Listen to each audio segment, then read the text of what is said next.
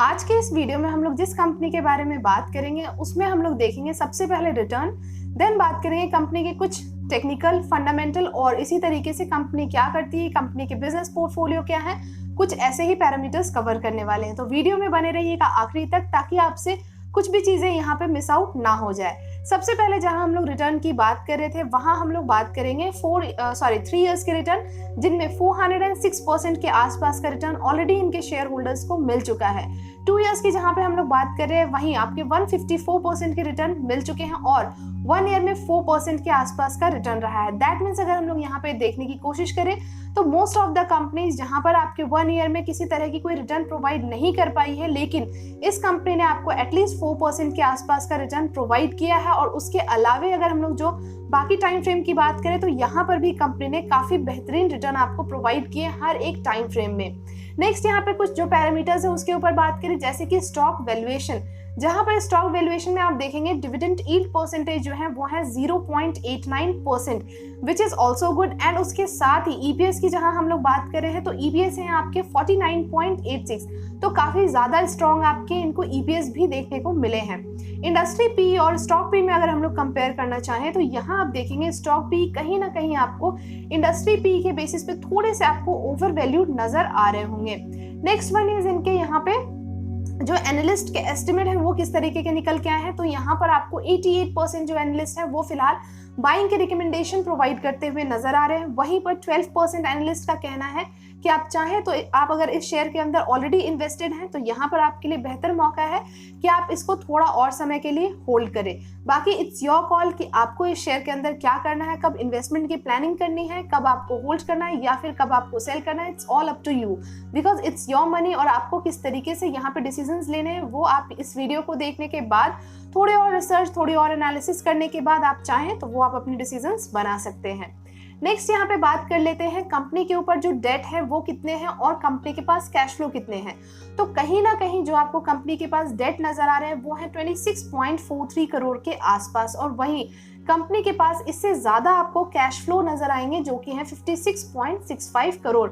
तो कहीं ना कहीं एक स्ट्रॉन्ग पॉइंट आपको ये भी नजर आ रहा है कि जहां कंपनी के ऊपर थोड़ा आपको डेट नजर आया है उसके ही कंपैरिजन में कंपनी के पास अच्छा खासा कैश फ्लो भी अवेलेबल है। अब बात करेंगे आज की जो कंपनी है वो कौन सी है।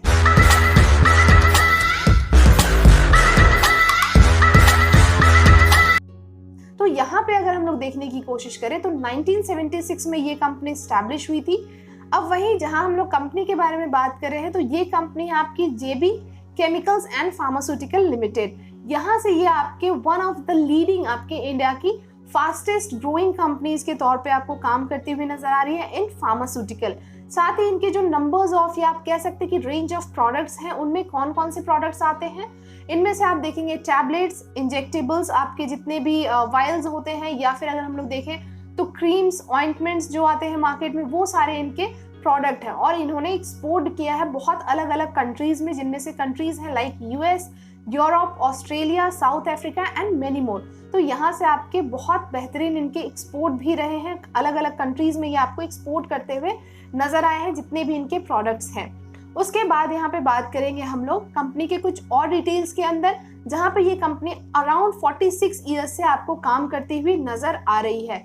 वहीं पे 40 इनके regulated and semi regulated market में प्रेजेंस बने हुए हैं। वहीं 24% जो इनके ग्रोथ है वो आपके क्रोनिक थेरेपीज के अंदर से इनके आते हैं।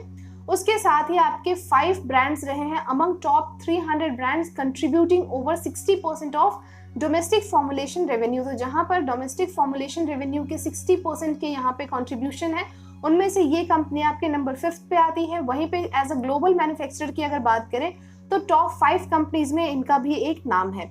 वहीं पे 2500 के आसपास के इनके स्ट्रॉन्ग इंडिया फील्ड फोर्स रहे हैं आपके। और वहीं अगर हम लोग ROCE परसेंटेज की बात करें विच इज 22% के आसपास। नेक्स्ट बात करते हैं यहाँ पर हम लोग क्वार्टरली रिजल्ट्स। तो सेल्स की अगर हम लोग बात कर रहे हैं तो सेल्स, ऑपरेटिंग प्रॉफिट और जो इनके नेट प्रॉफिट है, इन तीनों ही पैरामीटर्स में आप देखेंगे कि कंपनी काफी बेहतरीन परफॉर्म करती हुई नजर आ रही है, जिनमें से सेल्स के नंबर्स में जो बढ़ोतरी आपको देखने को मिले हैं पिछले क्वार्टर के मुकाबले वो रहे हैं 625 से सीधा 785 करोड़ के आसपास का जंप।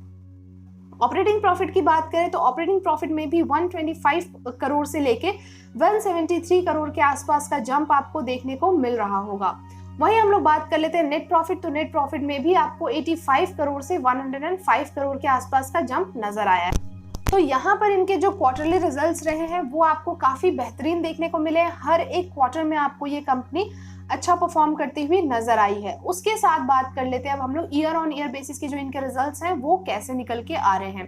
सेल्स में तो इनके जो नंबर्स हैं वो आपको बढ़ते हुए दिखे हैं हर एक साल में, लेकिन ऑपरेटिंग प्रॉफिट और नेट प्रॉफिट की जहां पर हम लोग बात कर रहे हैं, इन दोनों में ही आपको जो नंबर्स हैं उनमें आपको गिरावट देखने को मिल रहे हैं। जैसे कि ऑपरेटिंग प्रॉफिट जहां पर इनके 560 करोड़ के आसपास थे लास्ट ईयर, वहीं इस ईयर की बात करें तो 543 करोड़ के आसपास हो चुके हैं। वहीं नेट प्रॉफिट जो इनके निकल के आ रहे हैं 448 करोड़ से 385, तो यहाँ पर भी आपको गिरावट देखने को मिला है। तो overall year on year basis पे कंपनी ने ठीक ठाक सा ही परफॉर्म किया है।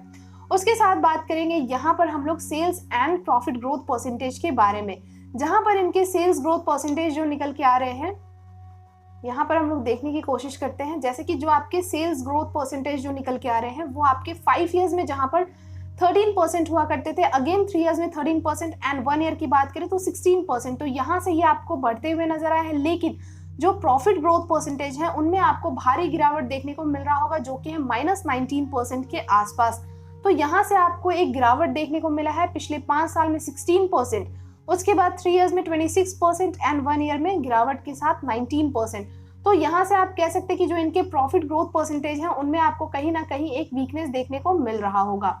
उसके साथ ही बात कर लेते हैं यहाँ पर हम लोग ROE एंड ROCE परसेंटेज के बारे में, जो कि आप कह सकते हैं कि इस एक साल में या फिर बाकी जो आपके 3 इयर्स रहे थे वहां पर आपको नंबर्स तो स्ट्रॉन्ग देखने को मिले थे, 1 ईयर में आपको फिर भी अच्छे नंबर्स ही देखने को मिल रहे हैं। ROE परसेंटेज की बात करें 19%, वहीं ROCE परसेंटेज जो है वो है आपके 24% के आसपास।